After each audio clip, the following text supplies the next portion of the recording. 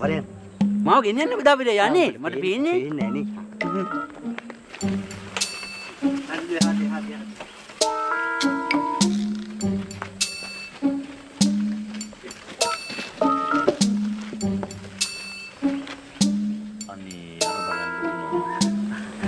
මාත්‍යෝ ඇයි යන්නේ මේ නෝන කෙනෙකුත් ඉන්නේ. ඔය මාත්‍යා සුවඳින්නේ අඳුරගන්නේ. දුම හැකියාවක් තියෙන මාත්‍යා. ඔව්. දැන් සුවඳින්නේ. මාත්‍යා මේ ඉන්නේ තරිඳු. මේ ඉන්නේ දාපෙණිය අයියා. මාත්‍යා මේ ඉන්නේ තරිඳු. ඉතින් මේ ගොඩාක් දක්ෂ හොඳ කොල්ලෙක් මාත්‍යා. හොඳට ඉගෙනගෙන ඉන්නේ. කරුණේක මහත කියන්නේ මහත්යෝ උපතින්ම S2 පේන්නේ නැහැ. එදා ඉඳලා මහත්යෝ ඉතින් මම තමයි මුගේ හැම දෙයක්ම බලන්නේ නේද කියපන්. ඔව් මගේ හැමදේම බලා කියාගන්නේ දාපෙණිය අයියා තමයි. ඔව්.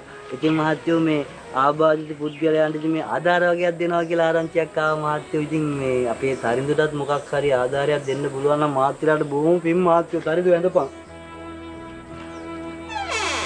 ඔව් මහත්යෝ ගොඩාක් පින්. බලන්න කොච්චර ධෛර්යවන්ත තරුණයෙක්ද. කොච්චර බාධක මැද ජීවිතය අරන් ගියත් ඉගෙනගෙන මට නම් හරිම සතුටුයි දරුවෝ. හරිම සතුටුයි. හරිම ආදර්ශවත් තරුණයෙක්. තරිඳු පුතේ අපිට හරිම සතුටුයි අද ඔයව හම්බෙච්ච එක ගැන. තරිඳු පුතේ ඔයාලා වගේ කට්ටිය මේ ලෝකේ තනි වෙලා නැහැ. දැන් මේ දාබිරි අයියා ඉන්නවා. ඒ වගේම අපි ඉන්නවා. ඔයාලා වගේ අයට උදව් කරන්න. ඒ වගේම දෙවියෝ මේ ලෝකෙට හැමෝම එවලා තියෙන්නේ තව කෙනෙක්ට උදව් කරන්න. ඔය ඉගෙනගත්තු දේවල් වලින් ඔයාටත් පුළුවන් තව කෙනෙක්ට උදව්වක් කරන්න. ඒකට තමයි අපි ජීවත් වෙන්න ඕනේ තරිඳු පුතේ. මහත්ලා කියපු වචනයක් පාසා මාගේ හදවතටම වැදුනා. මහත්තයා කිව්වා වාගේ මාත්තාසයි මට පුළුවන් හැකි ආකාරයෙන් කාටයි හරි උදව් කරන්න. බලන්නේ වචන සුමිත් මට දැන් මහත්තයාට උදව්වක් කරන්න පුළුවන්. මොකද්ද මගේ දරුවෝ?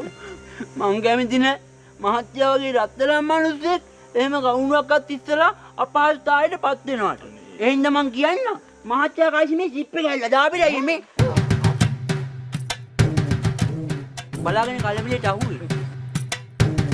හරියට දැන් ගන්න. ඉන්න ආදාර අරయ్యා. තරිඳු මහත්තයා මට කතා කළාද?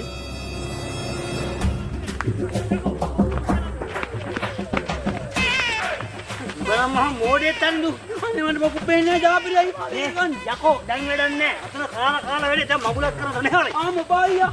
මට පේන්නේ නැත් එකේ ඉන්නුනේ. අම්මේ මට පේන්නේ දාපිරයි මම